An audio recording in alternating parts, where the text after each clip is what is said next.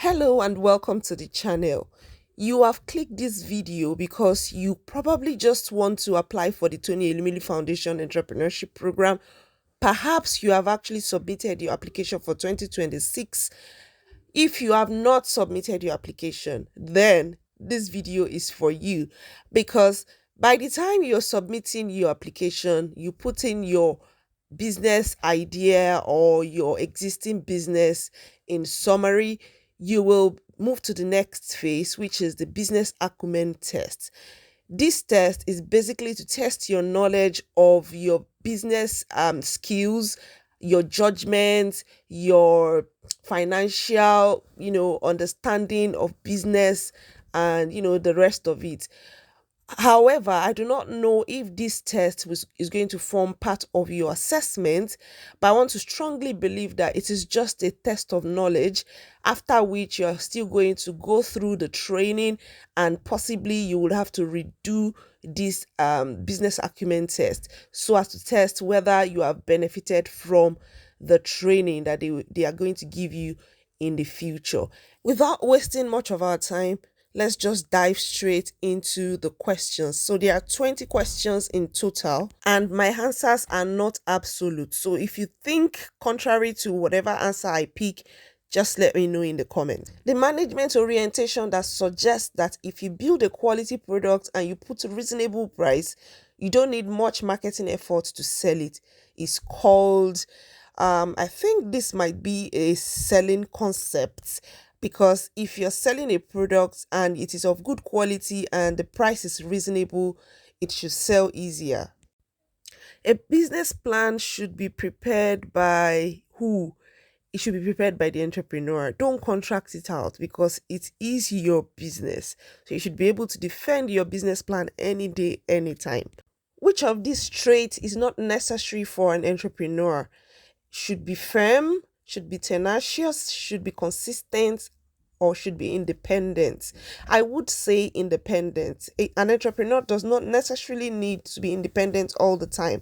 You should just be a good team player or a good team lead, because somehow you would need to depend on people at some point, brainstorm together, work as a team. So I would go for option D. Next question. Stella wants to know if a client's business engaged in cash transactions last year to settle debt and handle other financial, investment, and operating activities. Where do you think she should look? Even though I'm not a business study student, I feel like the answer is the cash flow statement. To me, both cash flow statements and balance sheet are quite similar, but I feel like the cash flow statement is more flexible in the sense that you can check what the transactions are like at different points in time within a time frame, whereas the balance sheet sounds kind of static and old school, if that makes sense. So if I were you, I would just choose the cash flow option. Next question. Hakim has to present a pitch deck to some investors. How many slides are appropriate to run this presentation? I remember we did this, although I can't really remember. But I remember that we were taught this during the onboarding session where we had to do all the live training, all the live sessions on YouTube. So trust me, they are going to teach you. But if my memory serves me right, maybe it should be between 10 to 15. Let me check Google. So I was right. The answer is 10 to 15. Next question says, which of the following accounting tool is not a software? Plan Guru, Excelon, QuickBook, SME Tracker. I think it should be between Excelon and QuickBook. I'm not quite sure. Let's know in the comments. The statement, we strive to be the global leader in the sporting goods industry with brands built on a passion for sport and a sporting lifestyle, can best be categorized as, of course, it's a mission statement. This one is very interesting. Accurately list the stages of a customer's life cycle. So, first thing is when you make your video advertising or talking about your product, you intend to make that content to reach your target audience. So, the first stage is to reach the target audience. Number two is to acquire, let the target audience see the video, like it, and want to buy. And the next stage is to convert, to make them pay. And after they are bought from you, the next or the last stage is to retain your customers by maybe taking their phone numbers, or maybe if they bought from your website, they leave their email address. So that's retention. And hopefully they will refer your product, they will tell somebody else about the product that they've bought from you. So that is reach, acquisition, conversion, and then retention. Next question. Tolex Foods advertisement campaign uses animations and cartoon characters to push their biscuit variant in the market.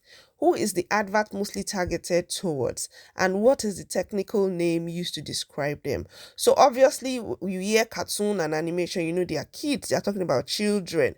So it should be kids, and they are known as the target customers. I remember this question very well. Smith is a staff of Hess Holdings who provides guidance, instruction, direction, and leadership to his team to achieve key results or group of aligned results. What is the appropriate term to call him? So Smith is the team leader because he drives his team to achieve a goal. What is a financial statement that summarizes the amount of cash and cash equivalents that enters and leaves a company? I would say that that's a cash flow statement because it shows how cash is flowing in and out.